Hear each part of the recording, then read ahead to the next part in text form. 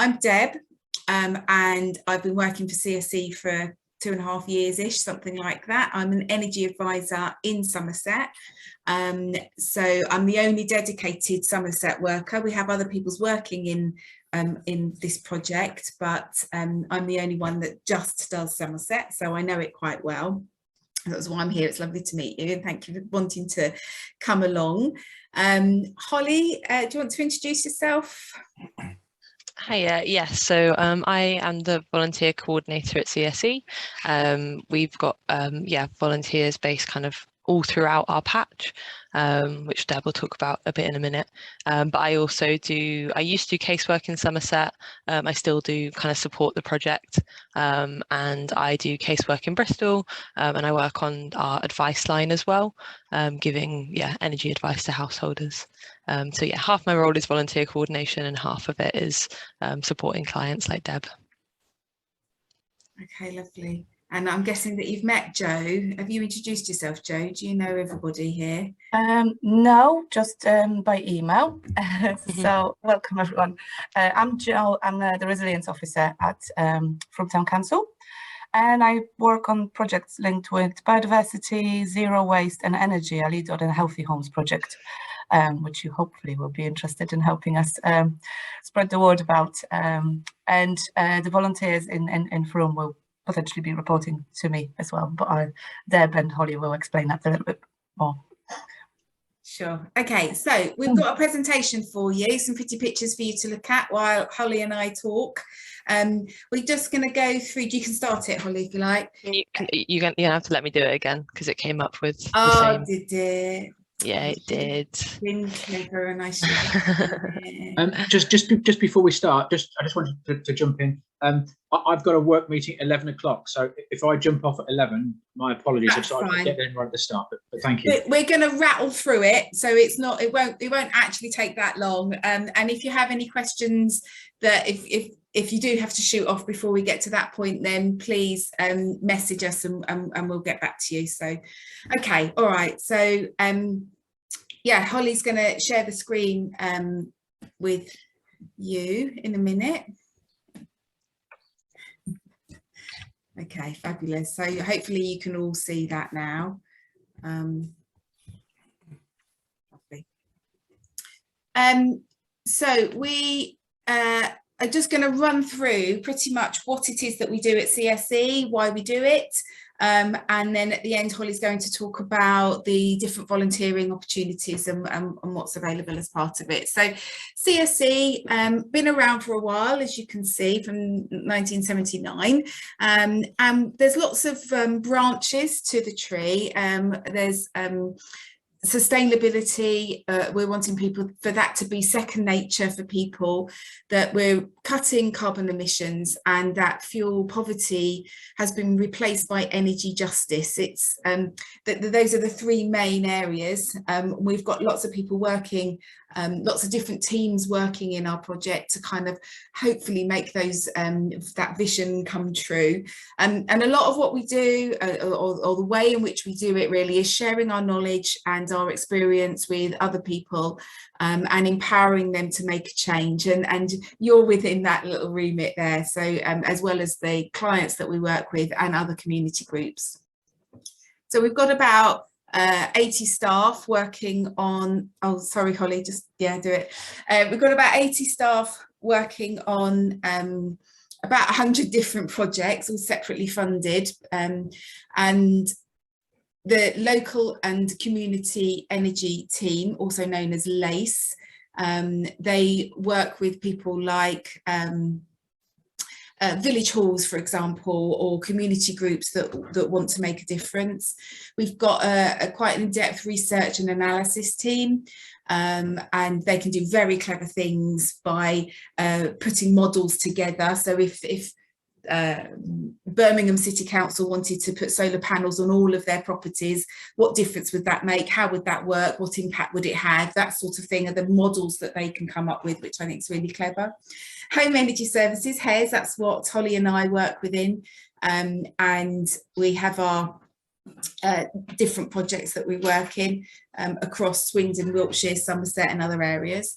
And then the Future Proof team are a relatively new team, and they advise people on retrofitting and upgrading their properties. So quite a lot going on, really, quite many things. But Safe and Warm is the project that we work in, and we work with client groups. We also work with community groups. I deliver training to a lot of practitioners across the county to upskill people so that they have the knowledge that they need in order to support their clients. Okay, so why do we do what we do? Well, fuel poverty is an issue. Next slide. Yeah, she's on it. So fuel poverty is an issue and something that I'm sure you've all heard of. There is a clever way of working out whether somebody is fuel poor, but in a nutshell, it's around about working at 10% of your income. If you're spending that on your energy bills, then that's a good guide as to say whether you're in fuel poverty. Now that bracket is going to include an awful lot more people, especially now with our energy crisis and our cost of living crisis. The two things combined, there's going to be more people that are in fuel poverty. You're likely to be fuel poor if you are in a privately rented property, if you're unemployed, if you have a prepayment meter, if you're a single parent, and if you've got a low EPC in your property. Yeah, thank you. So the other reason that we do what we do is because actually lots of people die in the winter, and more people die in the winter than they do in the summer. It's called the excess winter mortality rate. Now, it averages around about 30,000 people every year in the UK that die extra in the winter than in the summer, but about a third of those, so if we say roughly 10,000 people, the causes of their death are attributed to the avoidable circumstance of living in a cold home. So if I bring that down, some of those pictures are difficult for you to see, but that's Somerset statistics. And if I bring that down, it basically means that there's 100 people in Somerset dying every year that don't have to.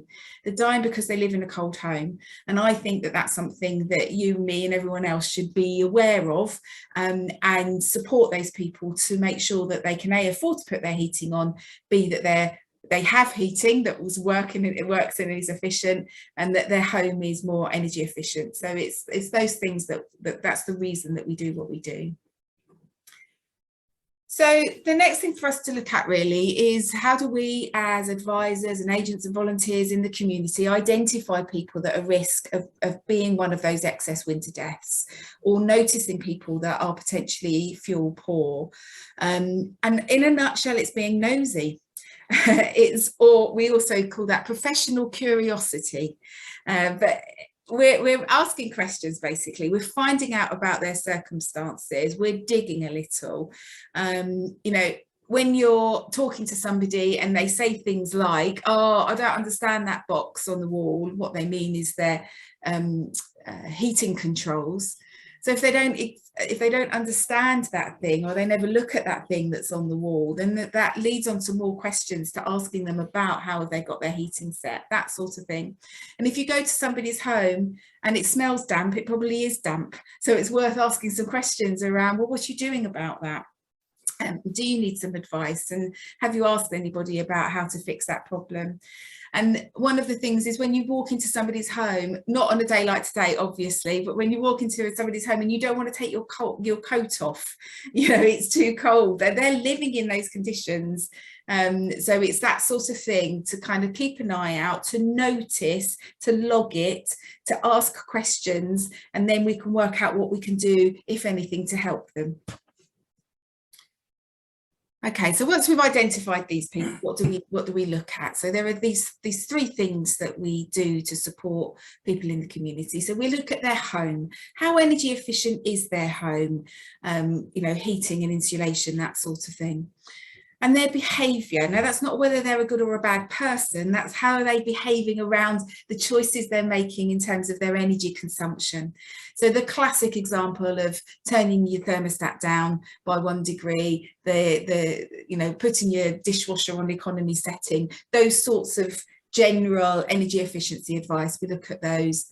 And then we look at their financial situation. So we look at whether their bills could be any cheaper than they are they getting the discounts that they're entitled to, and then helping them with meter and billing issues and any disputes that they're having with their supplier. So again, pretty much anything to do with energy, we would be looking at that. So how do we do that? Well, we've got a really good website, lots of information on there. You're welcome to go and have a look. There's fact sheets that you can download and read. We also have an advice line that's open. Those times have changed, actually. I haven't updated it. It's now 10 till 4, but Monday to Friday, 10 till 4, there's somebody like me at the end of the phone that can answer your questions. They may be able to help you there and then, may be able to give you enough advice that all you needed was 1 or 2 phone calls, or you might need additional support. And if you do, you'd be forwarded on to an energy advisor. At the moment, most places, most teams in our at work have got waiting lists, and you might be put on a waiting list to get an advisor, and we go a lot more in depth. We spend a long time with you, and we go through step by step what needs to be done in order to make things better for you. Okay, so those 3 things that I talked about, the first thing was about your home and how energy efficient it is. So we lose heat through our loft, through our walls, through our windows, and through drafts. People tend to think that it's the roof that we lose most out, or the windows, but in fact it's actually the walls. So we look at the type of insulation that people have. We see whether they're entitled to any grants that they potentially would be. And we give them advice about draft proofing, that sort of things. When it comes to doors and windows, I often say, unless they're obviously falling out of the hole in the wall, I often say it's probably better to repair rather than replace double glazed windows, because the outlay would probably would outweigh any gain that you would get, if that makes sense. So the next slide, we've got some pictures of some different insulation. You can see the chap on the bottom left-hand side, bottom left-hand side there is cavity wall insulation. Basically, he's pumping, for want of a better word, polystyrene balls into the gap between the 2 walls. If you've got solid walls, you can have external and internal insulation, and basically that's polystyrene panels stuck to the wall and then rendered if it's outside, or plastered if it's inside. So there's lots of different things that are available, and varying cost implications. Your heating, how good is it? How old is it? And do you have any? Those are the questions that we would be asking people. Is it working well? Do you get it serviced? If somebody gets theirs serviced every year, it's probably as energy efficient as it can be for the age of the boiler that you have. If it's really, really old, then it may be worthwhile thinking about replacing that. There are lots of people in Somerset that don't have any heating at all. We think it's around about 8,000 homes that don't have central heating in their property. And then there's lots more that don't have access to gas. And although the gas prices have gone up, gas is still the cheapest. So there are lots of people with oil and bottled gas, which are much more expensive. And then electricity, light storage heaters, air source heat pumps. Electricity is also more expensive than gas at the moment. So it's a weighing up what's good for the environment in terms of fossil fuels and renewable energies, and about what's affordable and what's easier for people. So we have lots of grants. We work closely with organisations and contractors, and there are grants available for lots of people. It's usually for people that are on low incomes, on an income related benefit, that would be able to access these grants. But there are also some grants that don't really mind what your income is, because they're more about supporting you to reduce carbon, and so they're looking at renewable technologies. But we have things like the Home Improvement Grant, which is the district council. We have home improvement agencies, home improvement loans. There's the eco funding, which is for insulation and boiler upgrades.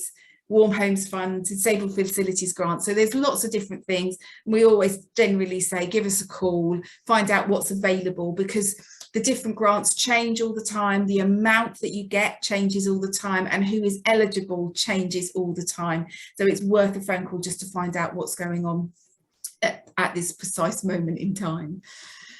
Okay, so when it comes to behaviour, ultimately what we're trying to do is to ensure that people are warm in their homes, but they're not wasting energy stroke money.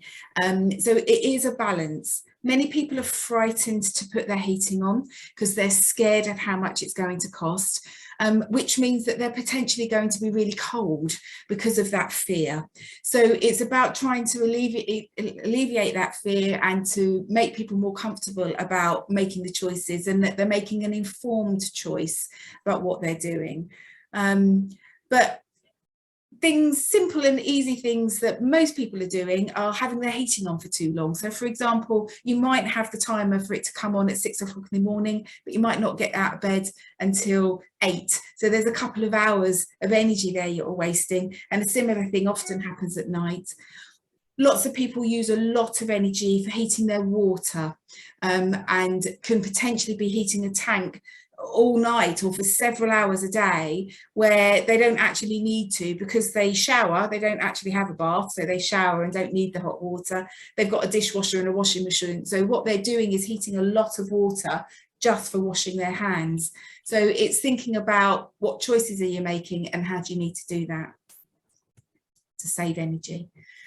Draft proofing I mentioned briefly, and I know that Frome Town Council are very keen for their volunteers to help people to install draft proofing into their property, and it will be things like thermal lining for their curtains, radiator panels, which is posh tin foil at the back of radiators to reflect the heat in, secondary glazing, posh cling film that you stick to the window to create a barrier, and then lots of other little things like that all actually add up and can make quite a big difference. Draft proofing is a useful thing to have. And then just basically saving money by using less. You know, it can be quite difficult to change behaviour over the phone, which is how we do most of our support. So if you've got somebody visiting the property and doing it with them and helping them with them, they'll remember that visit a lot more than they will the phone call that they had 3 months ago. So home visits are a really useful way of doing that. Talking about what to do with your dishwasher and your washing machine, and you know, looking at the energy monitor and getting them to take it out of their kitchen drawer, which most people put it in, and then look at it and understand it so that they can use it. It's all about supporting people to be a bit more energy conscious. Okay, so financial support is another thing, and dispute with the energy suppliers. Switching, okay, that's the rules have changed around that since the crisis, but we used to advise lots of people to do that. Different payment methods, we support people with debts. Meter problems are, or problems often come from meter readings that haven't been submitted. So that's a tricky thing to do, and I can't express how important taking your meter readings regularly is. And then there is lots of grants and lots of pockets of money that the people will be eligible for. The government have just released some new funding that people are now, but the winter fuel payment and the warm home discount have been around for a long time.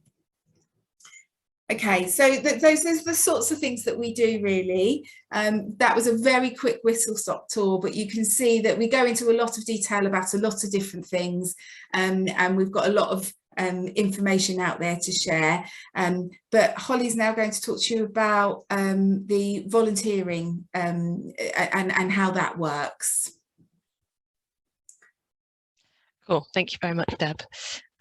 Yeah, so so the things that our volunteers help us with, I guess I would preface this by saying that everything that Deb has said, we wouldn't expect you to go in all guns blazing with absolutely everything, obviously. We will do like an energy essentials kind of training, which goes into much more detail about all of those topics. And then the kind of understanding is that you, for anything that's more in depth or more complicated, you can always refer back to CSE. You can always signpost to our advice line if you feel like it's like, I know this much and not that extra bit. So with all of these opportunities, kind of keep that in mind, I guess. So yeah, these are the things that volunteers help us with, have helped us with historically. The first one, the biggest one, is events. So our events can look very different. We could do kind of drop-ins at libraries, maybe, where there's a regular stall and you're just having a chat with people about their energy consumption. You know, are they worried about it? How are they finding things at the moment? We can have stalls at like fairs, one-off stalls that are maybe, I mean, they could be employment fairs, they could be environmental fairs, they could just be, you know, village fairs. We might do standing outside ASDA and trying to get people as they go out to chat to them about their energy usage. So yeah, quite a varied range of events that we help with, and those come from, sometimes people will approach us and say, oh, we have this need in our community for someone to come and talk about this, and sometimes we might think, okay, we want to specifically target this group of people because maybe we've got this funding, or we want more referrals in this area, so we might do that outreach, or it might come kind of to us. Home visits, so CSE's advice line, CSE's the type of work we do has changed a lot over the pandemic. Home visits used to be a lot more common, and we have, you know, changed our service where we find we can do a lot of stuff over the phone now, but Deb's very right, there's some stuff that is just really helpful to be there in person. So that would be generally, if it was with CSE, it would kind of be accompanying a CSE member of staff to be that second person, maybe sitting on the phone to the energy supplier, or maybe having a look in the loft, see what insulation they've got, kind of being another pair of hands. With Frome Town Council, there might be other kind of home visits that Joe's looking to get set up. So yeah, that's kind of in progress, I guess, but maybe doing some of that draft proofing stuff, the actual like installing measures might come with that. Presentations, so a little bit like what Deb has done today, so going to groups and talking to them about what CSE does and helping kind of upskill them, so maybe they're carers, or maybe they're health workers, or yeah, anyone who works in the community, really. It's helping get the information that we have out to as many people as possible. Anyone who's working with vulnerable people, if they know this information, that can obviously really help them support the people that they work with. And then the kind of other area that we have volunteers come and do is they'll come into the office. So our office is based in Bristol, and they might help with a kind of call them like tasks. So maybe there's like a admin task or a cooling task. These are kind of fairly varied. So for example, we've had volunteers come and help us with evaluation calls. So that's bringing people back after they've had support from us and getting feedback. That's really important for our like funding and reporting about how our service is kind of helping people. Or maybe there's a piece of work, for example, when the warm home discount was something you had to apply for, we had volunteers helping people apply for the warm home discount, so taking their details and doing the applications online. That was always like a big piece of work that we do every winter. Yeah, and then yeah, admin. So we have a couple of regular volunteers who might come in and help printing fact sheets or making packs. So yeah, quite a range of stuff there. And then lastly, kind of open to your ideas. So we always say that, you know, as volunteers, you obviously have your own communities, your own people that you interact with. So there might be something that you think, oh, actually, this might be really useful. And we'd always be open to hear about that, and we could support you, potentially get staff if there's budget for that kind of work, or yes, support you to do outreach that, you know, you might have ideas around. Support and communication. So this is what you would get from us. So as CSE and Frome Town Council volunteers, you would kind of get contact from both of us. you'd get with CSE the opportunity to attend staff seminars and project meetings. For example, if you've been working under the Safe and Warm Somerset project for a long time, it might be relevant for you to come to a meeting to get more information. The staff seminars are like Zoom things that the whole of CSE has access to, and it's presentations about other areas of CSE work that we in HES might not know about. For example, like what work is research doing at the moment, if they got a new tool that they're developing. So that's just kind of a bit of extra, like wider context knowledge that you can kind of get access to. We try and do 6 monthly catch-ups, either over the office or on the phone. I guess this would be shared between us and Frome Town Council, but that's just to kind of check in, find out how you're doing, what you're up to, if you feel you need any more training resources, etc. We try and do a quarterly away day or social. We haven't had one of these in a little while, but that is most often kind of paired with the training. So there's the Energy Essentials training, which is our kind of basic training that we try and get all volunteers to go through. There is City and Guilds as well, which occasionally we have funding to do with volunteers, that's the qualification that everyone at CSE has to get, which is a more in-depth, so it's NEAs, which is National Energy Actions, Energy Awareness or something like that. I can't remember what it's called, but that's like a more in-depth course with an exam at the end. And then other topics where they arise. So for example, when kind of the fuel crisis was hitting, we had a kind of short training on that to try and keep people's knowledge up to date, especially regarding switching. We've got a training coming up which is focused on draft proofing, because that's something as we can't do as much with switching, and maybe there's less choice around, if we're trying to maybe increase our focus on low cost, no cost measures that people can do in their homes can make a big difference, especially people who are kind of in like private rented or social housing, where they can't put loft insulation in, or they can't put the cavity wall insulation in themselves. And we've got a training as well next week, which is also going to cover some of the more financial support that's coming from the government. So trying to lay out that, because it's quite confusing what's coming and when. The newsletter is our main point of contact for volunteers. So this goes out every other week, and it details the events that we need covering, the tasks that we need covering, any training that's coming up, any seminars you might be able to attend. So that's the main thing to look out for in terms of new activities to get involved in. It might be that there's regular events that you end up kind of attending and you get into the rhythm of that, but for anything new or one-offs, that will be where we kind of like advertise those opportunities. And then we have a Google Drive as well, which is something that all volunteers can access. And it's just a place where I try and keep up to date some resources that might be helpful. If I want to share anything widely, instead of like emailing it out, I'll pop it there. It's where the expense form is kept, that kind of thing. There's something in the chat. Was that a question? Okay, perfect. So there's funding for City and Guilds. Brilliant. And then, so this is just an example of what our newsletter might look like. So the home visits that we have coming up, these are ones that are based in Bristol, and then events that are coming up as well. And I don't know why this is in here, but we always have an example of our expense form. That's what the expense form looks like. So you can claim expenses for travel and for subsistence as well. Again, I wonder, we'll probably need to have a chat with Frome Town Council about how that would work with Frome events versus CSE events, but there's definitely expenses that you can claim.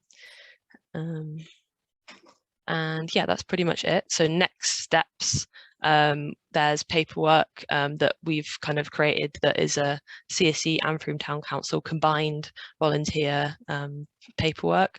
So that's kind of personal details forms. We do ask for some character references as well, just 2 by email. And what are the other bits that we need? Expenses forms, there we go. character references, personal details. Oh, there's a confidentiality notice, which basically says that you're going to be dealing with client data, and that you won't share that with anybody. So yeah, we'll send that through to you as well to sign, and a volunteer agreement which outlines roughly what we will do and what we kind of expect from you. So yeah, we would share that paperwork with you afterwards. Anyone got any questions? Any other points at this point? Sorry, do you need to get DBS? So no, we don't ask for DBSs at CSE, because generally you're not going to be working with people on your own. Oh yeah, sorry, go ahead. Yeah, we will be issuing volunteers at FTC we'll sort them up for you, Nigel. Okay. Yeah, no, I'm only asking. I'm interested 'cause I've already got it, but I've got what they call basic certificate, so I don't know if that's good enough.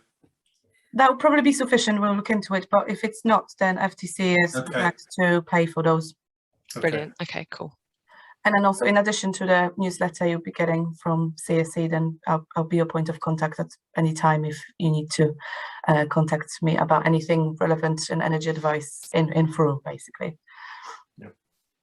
Yeah, so I think really we've got a few minutes left, but I just think it's worth underlining that the Frome Town this is a Frome Town Council project, and we are supporting them to engage volunteers for the things that they are wanting their volunteers to do. And so the list of things that you'll be doing are very, very similar, but it will be under the Frome Town Council umbrella. We also, at the same time, can sign you up for the CSE volunteers, which potentially will be asking you to do things outside of Frome. So we have things happening in the next town down, Street, Glastonbury, lots of places like that nearby. And further afield. So because you're volunteering, you don't have to do any of it, but you will be offered the opportunity to join along with some different things by being a CSE volunteer as well. So it's the combination. The two of us are doing that. Is that all right to say that, Jo? Is there anything else? That's exactly the idea. Thank you both. Yeah. Okay. Sarah. Yeah, I've just from the presentation, thank you for all of that.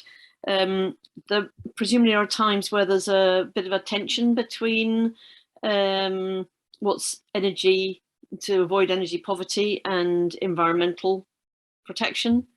Is there other ways that's being tackled, how to handle those things? I think it's a balance, really, and I think my driver is that I don't want anyone to be cold come the winter, and so if that means that they have to have their gas central heating on, or we're repairing their gas boiler rather than putting in a air source heat pump, then for me that's important.